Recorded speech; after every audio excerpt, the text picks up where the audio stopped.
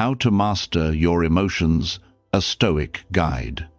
Ever feel like your emotions are running the show and you're just along for the ride? 1 minute you're calm, and the next, a wave of anger, anxiety, or frustration completely takes over. You feel powerless, swept away. Maybe you say something you instantly regret, or you find yourself paralyzed by fear, unable to do what you need to do. This feeling of being a slave to your own feelings is a deeply human struggle. We get tossed around by every internal storm, reacting to life's turbulence instead of navigating it. But what if you could stand firm, like a rock in the middle of a stormy sea? What if you could choose, with real intention, how you respond to these feelings? What if you could find a source of unshakable calm inside you, a fortress that no external event could ever breach? This isn't a fantasy, and it's not about suppressing your emotions until you feel nothing. It's about understanding them, working with them, and using them as signals instead of letting them be your masters. The ancient Stoics, from the Roman Emperor Marcus Aurelius to the former slave Epictetus, mastered this exact art. They built a practical philosophy for living a life of resilience, not by changing the world around them, but by transforming their inner world. Their wisdom isn't some outdated collection of ideas.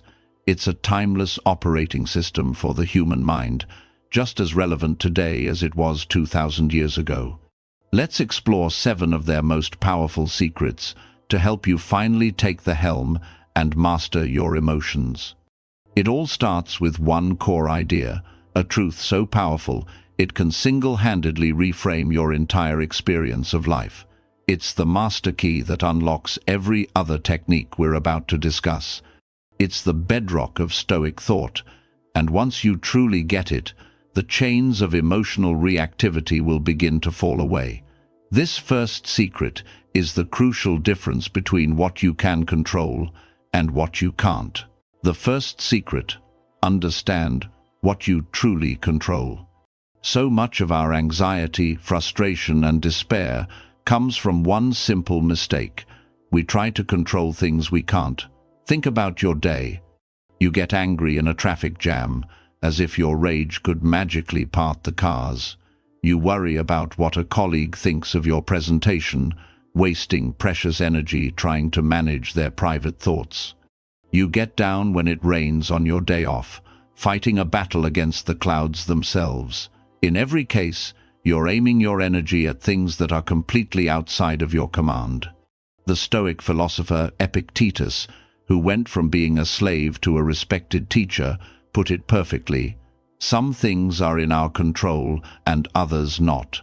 Things in our control are opinion, pursuit, desire, aversion, whatever, are our own actions. Things not in our control are body, property, reputation, command, whatever are not our own actions. This is the dichotomy of control, and it's the most practical tool in the entire Stoic arsenal. To make this real, imagine an archer. She can control her training, her posture, how she holds the bow, the tension in the string, and the moment of release. These are her actions. She can dedicate herself to perfecting her process, but once the arrow leaves the bow, it's no longer in her control. A sudden gust of wind could push it off course. The target might move. If the archer bases her happiness on the arrow hitting the bullseye, she's setting herself up for constant frustration. She's giving her peace of mind away to the wind. The Stoic archer, however, knows better. She places her sense of success not in the outcome, but in her effort. Did she stand correctly? Did she aim with focus? Was it a clean release? She focuses only on her part of the equation. If she does her part with excellence, she's at peace, no matter where the arrow lands. This is how we have to approach our lives. Your job isn't to control the traffic, it's to control your patience while you sit in it. Your task isn't to manipulate a co-worker's opinion, it's to deliver the best presentation you can. Your responsibility isn't to stop the rain, It's to decide how you'll respond to a rainy day with grace. As Epictetus reminds us, we cannot choose our external circumstances, but we can always choose how we respond to them. Think about the last time you felt a strong negative emotion. Was the source of that feeling something you actually controlled, or was it an external event? By constantly asking this question, you start pulling your emotional energy back from the uncontrollable, freeing you up to focus on what you can shape: your thoughts, your judgments, and your actions. This is the first step to freedom. The second secret: see events, not judgments. You get an email from your boss with the subject line, "Urgent meeting." Your heart immediately starts to pound. Your mind floods with worst-case scenarios. I'm in trouble. I messed something up. I'm getting fired. You spend the next hour in a state of pure anxiety, your focus shattered. Then you get to the meeting and find out your boss just wants your help on a new, exciting project. All that suffering was for nothing. It wasn't the event, the email, that caused your pain. It was your judgment about the email. This is the second great secret of Stoic emotional mastery. Epictetus said it plainly: men are disturbed not by things, but by the views which they take of them. Our emotions don't come directly from what happens to us. They come from the stories we tell ourselves about what happens. Anger, fear, jealousy, they aren't just reality, they're our interpretation of reality. The Roman Emperor Marcus Aurelius constantly practiced this in his private journal. He would tell himself to strip away the legend that encrusts events. He aimed for what we might call objective representation, the discipline of seeing things as they are, without our layer of subjective story. The problem is, we don't just see a person driving slowly in front of me. We see an inconsiderate jerk who's trying to make me late. We don't just experience critical feedback on a report. We experience a devastating attack on my intelligence that proves I'm not good enough. The Stoics teach us to hit pause and separate the raw data from the story we've added. Let's try it. The raw data. My boss sent an email titled "Urgent Meeting." The story: this is a catastrophe. The practice is to consciously stop at the data. Describe the event to yourself like a neutral scientist. My partner's voice was raised. Not, my partner was attacking me. The company announced layoffs in another department. Not, I'm definitely next. This simple practice creates a tiny, crucial space between an event and your emotional response. It cools the initial heat, letting your rational mind catch up. Marcus Aurelius gave himself this reminder: you have power over your mind, not outside events. Realize this, and you will find strength. This is where that strength comes from, the ability to hit pause on our internal storytelling machine. When you feel a negative emotion starting to rise, stop and ask yourself, what's the objective fact here, and what's the story I'm adding on top of it? By learning to tell the two apart, you can often dismantle a painful emotion before it ever takes root. You realize that most of what troubles you isn't the world, but your opinion of it. And your opinions, as we just learned, are completely within your control. The third secret: prepare for the storm before it hits. Imagine two ships about to set sail. The captain of the first ship just hopes for clear skies and calm seas. He doesn't check the ropes, secure the cargo, or run any emergency drills. He's just hoping for the best. The captain of the second ship also hopes for the best, but he prepares for the worst. He inspects every knot, battens down the hatches, and trains his crew for high winds and crashing waves. When a violent storm suddenly appears, which ship do you think survives? Most of us go through life like the first captain. We just drift along, hoping nothing goes wrong. We hope we don't lose our jobs, that our families stay healthy, that we never face a real crisis. Then, when adversity inevitably hits, we're shocked, overwhelmed, and totally unprepared. We panic. The Stoics sailed like the second captain. They practiced something called negative visualization, or as the Romans put it, premeditatio malorum, the premeditation of troubles. This isn't about being a pessimist. It's a profoundly practical exercise in building emotional resilience. The Stoic writer Seneca advised starting each day by thinking about all the things that could go wrong. He'd tell himself, "Today I might run into an arrogant person, get stuck in traffic, or deal with a technical glitch." He wasn't trying to make himself miserable. He was running an emotional fire drill. He correctly observed that what catches us by surprise hurts double. By thinking about misfortunes ahead of time, you rob them of their power of shock. Think about it. If you've already spent a few moments in the morning calmly considering how you'd handle a rude client, when that client actually shows up, your mind has already rehearsed a response.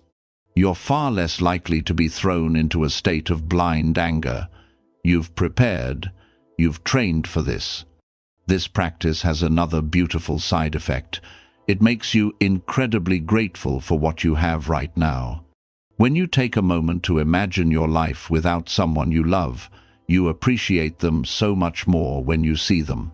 When you contemplate losing your home, you feel a fresh wave of gratitude for the roof over your head. By mentally rehearsing loss, you learn to cherish what you have.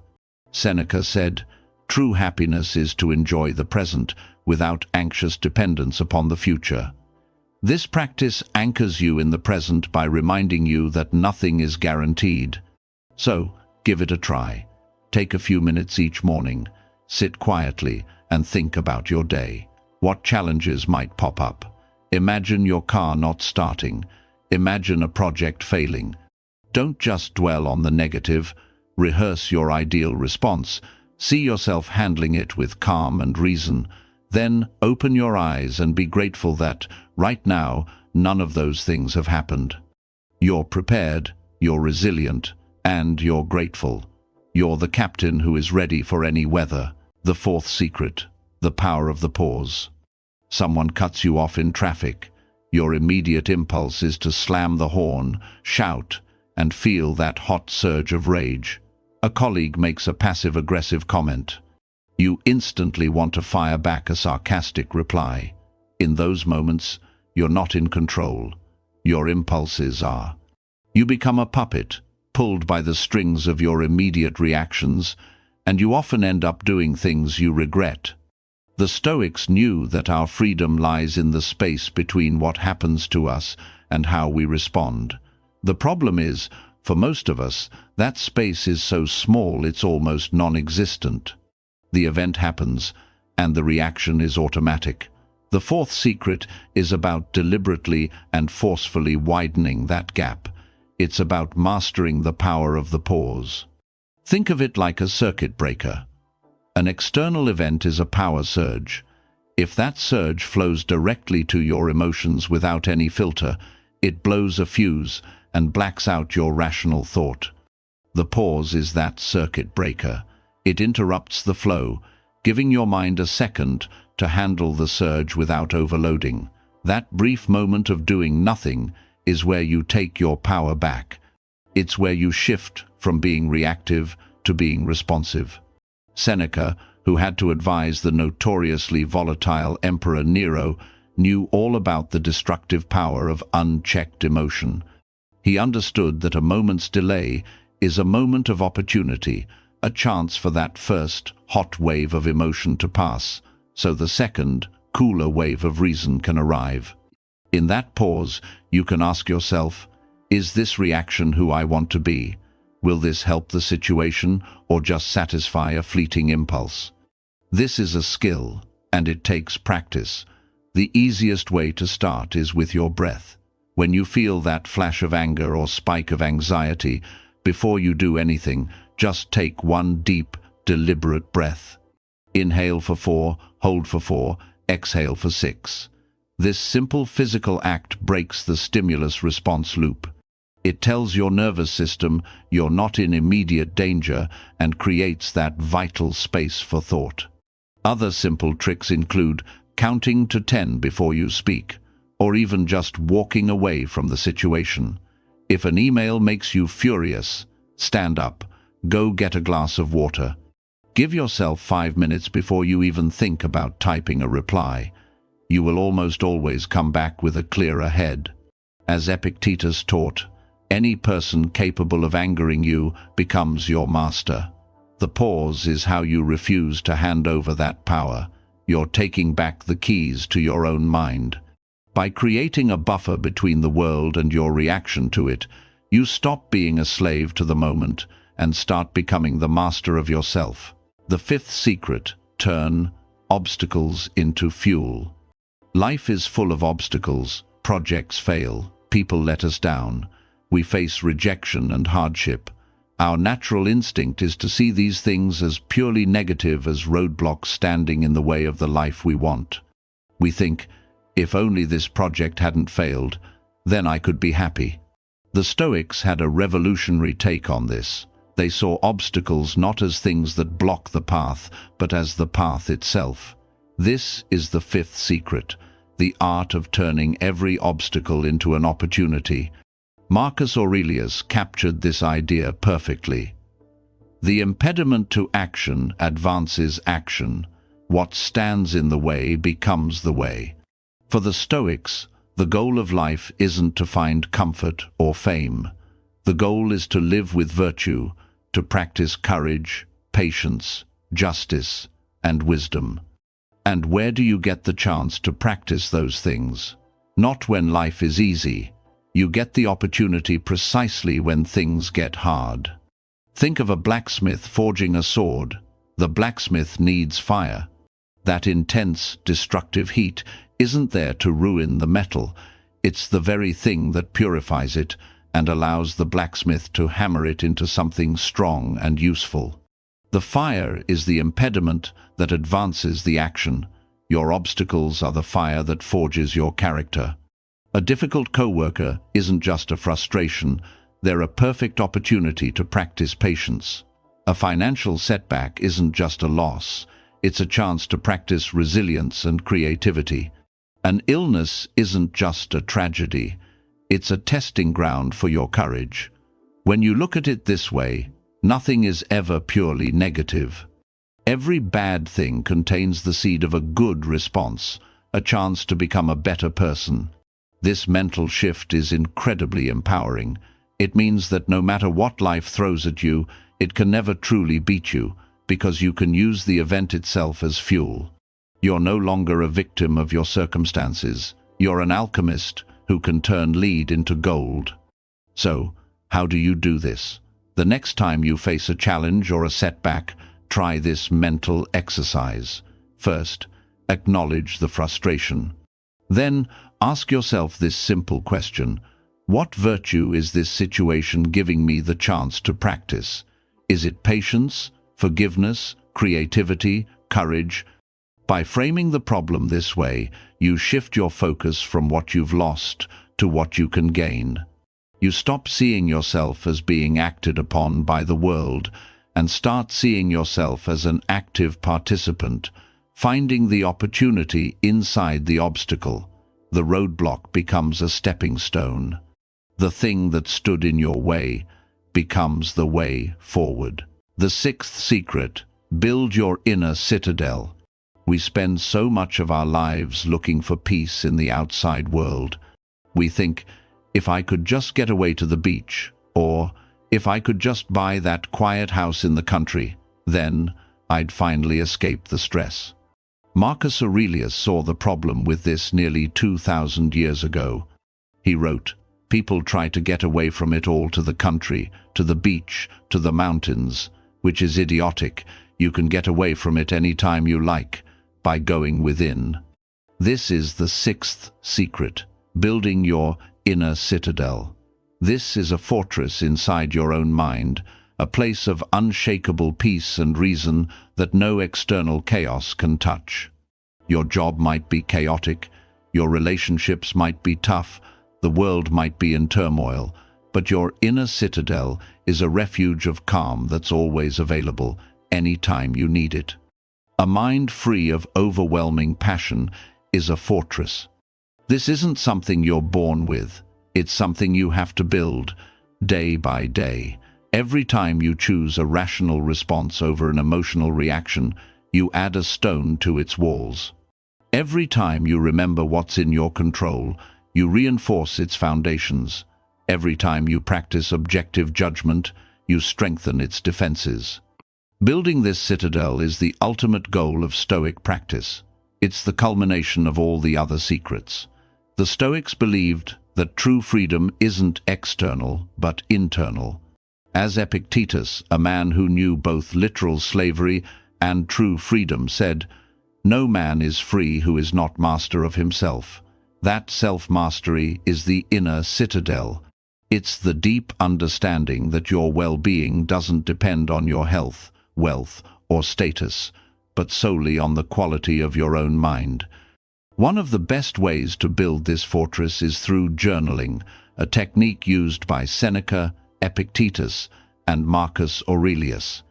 At the end of each day, take a few minutes for an honest conversation with yourself. Review the day's events, not to judge yourself, but to learn. Ask yourself, what challenges did I face? How did I respond? Did I let my emotions get the best of me, or did I act with reason? Where did I do well? What could I do better tomorrow? This daily check-in is like inspecting your citadel's defenses. It helps you spot weaknesses and patch them up. It builds deep self-awareness, letting you recognize your emotional triggers and change your habitual reactions over time. You become the architect of your own inner peace. The world will keep doing its thing outside, but within the walls of your inner citadel, you can remain calm, strong, and free. The seventh secret: remember your mortality. Let's be honest, we live as if we have forever. We get consumed by the most trivial anxieties. We hold on to petty grudges. We get bent out of shape over minor inconveniences. We put off the things that truly matter, telling ourselves, we'll get to them someday. We waste our precious finite time on things that are ultimately meaningless. We forget a fundamental, inescapable truth. We are going to die. The final secret of Stoic emotional mastery might be the most sobering, but it's also the most powerful. Memento Mori. Remember that you will die. The Stoics didn't do this to be morbid. They did it because remembering death is the ultimate tool for bringing life into focus. It's the great filter that separates the essential from the trivial. Imagine an hourglass on your desk. The sand represents all the time you have left to live. Each grain that falls is a moment gone forever. Now, think about the things that cause you stress. The person who slighted you at work. The worry about what people think of your outfit. The anger over a spilled coffee. Now, ask yourself, is this worth a grain of my sand? Is this how I want to spend the irreplaceable currency of my life? Suddenly, the answer is obvious. Thinking about your own mortality gives you a cosmic perspective that makes most daily anxieties seem laughably small. As Marcus Aurelius constantly reminded himself, life is short, and we shouldn't waste it on trifles.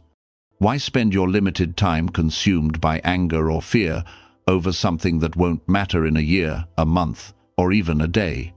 This practice isn't about creating fear, it's about generating focus and appreciation. It pushes you to stop putting off your happiness and to start living with a sense of purpose, right now. Seneca argued that life isn't actually short, but that we waste most of it on pointless tasks and destructive emotions. Memento Mori is the antidote. It's a call to action.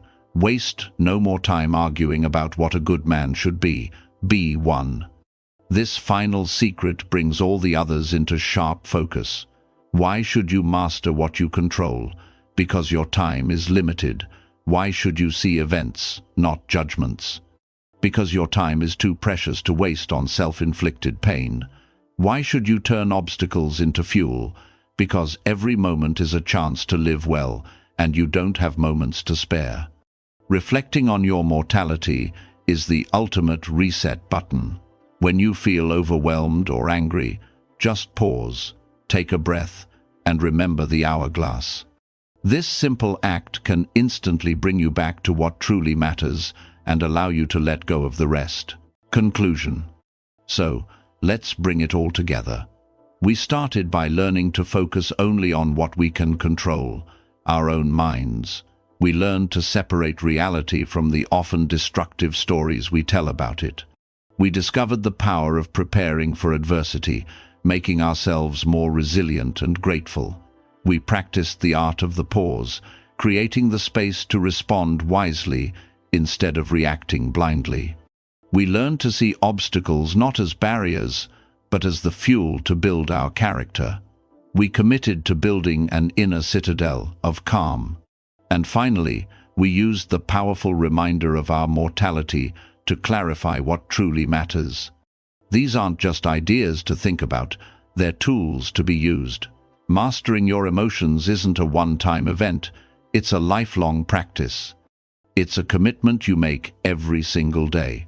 There will be times you fail when anger gets the better of you or anxiety clouds your mind. That's okay. That's part of being human. The Stoic path isn't about perfection, it's about progress. It's about getting back up each time you stumble and gently returning to these principles. You are not a slave to your feelings. You don't have to be tossed around by every emotional wave. Inside you lies the power to choose, the power to respond with wisdom, courage, and calm. You have the ability to be the unshakable rock in your own stormy sea. The tools are now in your hands. The rest is up to you. How have you dealt with overwhelming emotions in your life? Have you ever tried any of these techniques? Share your experiences in the comments below.